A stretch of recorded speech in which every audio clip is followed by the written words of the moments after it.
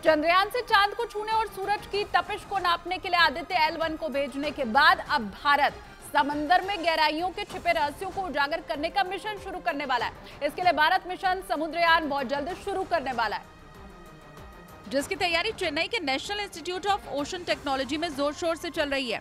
केंद्रीय मंत्री किरेन रिजिजू ने ट्वीट कर इस मिशन से जुड़ी तस्वीरें पोस्ट की हैं, जिनमें से एक वीडियो में वो एक सबमर्सिबल में बैठे नजर आ रहे हैं। इस समुद्रयान का नाम मत्स्य 6000 रखा गया है। किरेन रिजिजू को इस सबमर्सिबल की खासियत के बारे में वैज्ञानिक एक एक बात समझा रहे हैं। दरअसल समुद्रयान परियोजना भारत का पहला मानव युक्त समुद्री मिशन है। इसके तहत एक सबमर्सिबल पनडुब्बी 3 लोगों को लेकर समुद्र की गहराई में 6000 मीटर यानी 6 किलोमीटर गहराई तक जाएगी, जहां उस गहराई में मौजूद संसाधनों और समुद्री जीवों का अध्ययन किया जाएगा।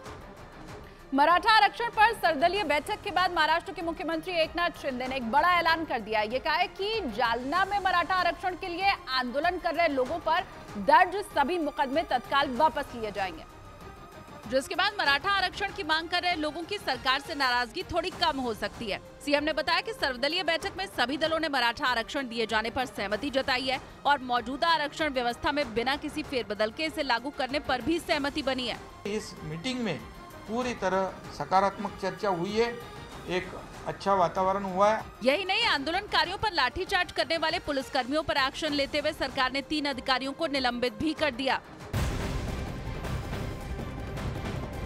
एक बड़ी खबर आ रही है उत्तरी अफ्रीकी देश लीबिया से, जहां पर तूफान के कहर की वजह से 2000 लोगों के मरने की आशंका जताई जा रही है।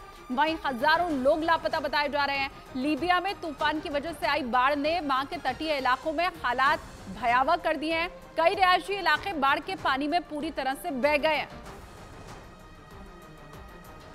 अफ्रीकी देश लीबिया से डैनियल तूफान की डरा देने वाली तस्वीरें अब सामने आई हैं। वहां के अलग अलग इलाकों में इस तूफान ने जमकर कहर ढाया है। तूफान की वजह से करीब 2000 लोगों की मौत की आशंका भी जताई गई है, क्योंकि तूफान ने सब कुछ तहस नहस कर दिया। वहां के सूसा शहर में हालात काफी खराब नजर आए। चारों तरफ सिर्फ तबाही के निशान दिखाई दिए। कारें ऐसे टूटी मानो उन पर किसी ने बड़े बड़े पत्थर फेंक दिए हों। तेज हवाओं की वजह से कारों को काफी नुकसान पहुंचा। इतना ही नहीं, डैनियल तूफान की वजह से कई इमारतें भी धराशायी हो गयी। वहां से सामने आए एक वीडियो को देखकर वहां हुई तबाही का अंदाजा आसानी से लगाया जा सकता है।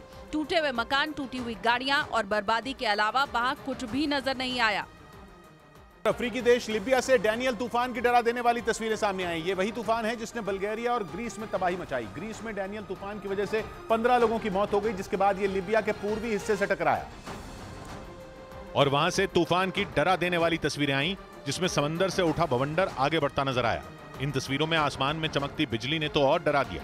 ये तस्वीरें लीबिया के बेंगाजी शहर से आई, जो भूमध्य सागर के किनारे बना है और अफ्रीकी देश लीबिया का दूसरा सबसे ज्यादा आबादी वाला शहर है। वहां डैनियल तूफान ने हाहाकार मचा दिया। समंदर में उठे बवंडर से बेंगाजी में ऐसा सैलाब आया कि कारें सड़कों पर तिनकों की तरह बहने लगी। वहां ऐसी जबरदस्त बाढ़ आई कि ढेरों गाड़ियां डूब गईं। कार में फंसे एक शख्स की मौत की भी खबर आई।